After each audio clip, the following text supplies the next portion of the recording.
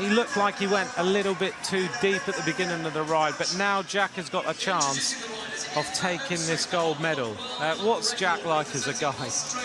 Definitely, Jack's pretty fired up for this individual pursuit here. As you can see him concentrating there, he's put a lot of work in. He's a new father as well. He's got a little girl back home, so obviously a lot going on.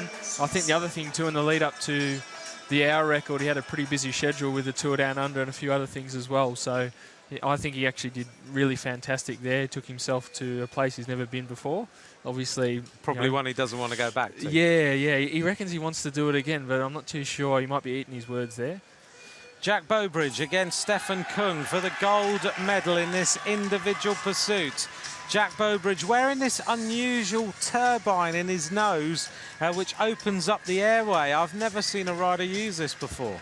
Yeah, neither have I. I've heard a fair bit about it in Australia, obviously, with Jack using it and a couple of other riders. So apparently it lets a little bit more airflow into the body so that the body can utilise a bit more oxygen. So it obviously isn't hurting him out there. So, hey, if you believe in it and you think it works, why not? Why not? Give it a go. Jack Bobridge then, well, to him, a 4K pursuit is nothing compared to the hour record, but Jack Bobridge is the world record holder in 4:10.534. The previous record holder in the individual pursuit is sitting to my left-hand side. Chris Boardman is the previous record holder. They never thought his record would be beaten, and Bobridge beat it, which was impressive. Look, Jack's a super talent.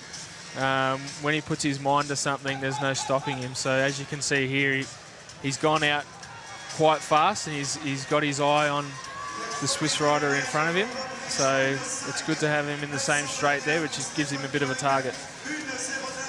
Jack Bobridge then is looking already like he's got Stefan Küng in front of him, and this is an individual pursuit. It doesn't matter. He catches the rider, the race is over, and Bobridge already, after 1,000 metres, is already in the same straight almost as Stefan Küng, who's fighting back the Swiss rider, who is going to try and go for the gold medal, but Bobridge is just absolutely motoring. He's cruising around this track, and he is kicking on like there's no tomorrow. Bobridge wants a gold medal. He wants the rainbow bands.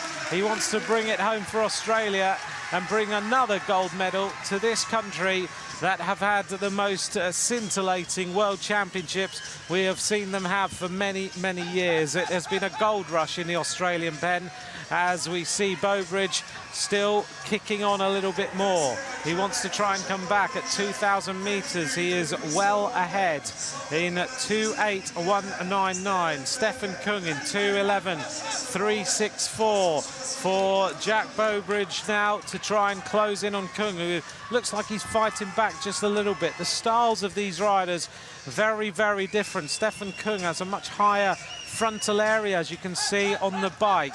Very high top tube, very high head tube. Jack Bobridge, much more aero. He has slightly higher risers as we look here at the times now, heading towards the 3,000 metre point. And Bobridge, has he gone out a little bit too hard? The coach is shaking his head a little, and he's saying, look, Jack, come on. You've got to dig in a little bit deeper here because Stefan Küng is not going to give up. He is fighting his way back. Bobridge starting to hurt a little bit. Stefan Küng, mouth wide open. This is an absolute fight now between these riders. I thought Bobridge was going to catch Stefan Küng. 3:13.207 to 3:14.780. The difference is not that much now. 1.5 seconds. Stefan Küng is a bit of a diesel engine. He'll start to come back even more. Jack Bobridge burying himself, as we've heard. He had a little bit of a tough time with the hour record, but he rode the Tour Down Under. He'll have loads of stamina. He's got to really bury himself now. The coach is urging him on, and Stefan Küng is coming back. He is fighting his way back. Jack Bobridge now is in a place that he doesn't want to be, as Stefan Küng is getting closer and closer to getting this win, the gold medal. 1 lap to go. Bobridge now goes through. This is so tight between these two riders. Who is going to win this one? Bobridge on the other. They are neck and neck. absolutely neck and neck. I think Stefan Küng could be winning this one. Jack Bobridge going for the line. Who's going to hit it first? Whoa, look at that. I think it's Stefan Küng who wins it. 4:18.915 to 4:19.184. Stefan Küng is the world champion. What a fight. He was in the same straight as Jack Bobridge. Somehow he found enough tempo, enough power, enough stamina to come back at Jack Bobridge, who went out so hard in the opening kilo.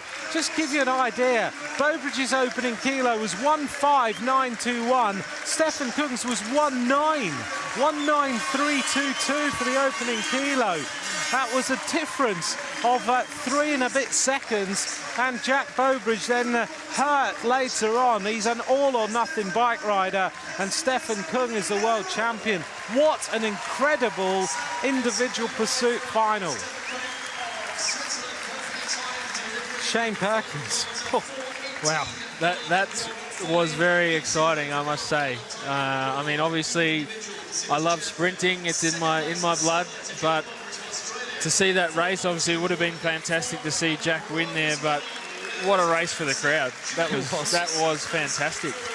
Unfortunately, Jack probably went out a little bit too hard there. As you said, he's gone out in a 1:05.9 as opposed to Küng's 1:09.3, and he's probably just paid the price a little bit towards the end there. But yeah, what a race. That was fantastic. It was some race. It was just a slender win there by Stefan Küng at 4:18.915 to 4:19.184. Those two riders, what a tussle between them. Absolutely stunning to see. Well, track racing is thrilling, isn't it? It is. It's fantastic. I mean, look at that. That's fantastic. The feeling of winning a world title, it's certainly up there, and good on him. And you saw the coach before. It's obviously a team effort. It's a fantastic feeling, that one. Yeah. One final question for you before you go and go back to the Aussie camp and chat and see how they all are. When you've won that world title and you wake up the next morning, can you still remember the feeling? Yeah, certainly. Obviously, it stays with you forever. I just remember going across the line and just, obviously, you think of all the things you've done to get to that point and the challenges that you've had, and it all, in my case, it all kind of hit me because I had some massive challenges in my career and in my life to get to that point, and thought about all the people that had helped me. This was for me, and that, that then it was for me and for them, and also embracing my coach as I came through, because it was a huge team effort. Stefan Küng wins in 4:18.915. Jack Bobridge 4:19.184. There's the gold medal positions. Wow, what a race! Yeah, certainly Shane, some fast thank times you very too. much. Those times were incredible. Shane, thank you very much for joining us. We're going to go now to the interview with the winner of the men's Omnium. Thank you.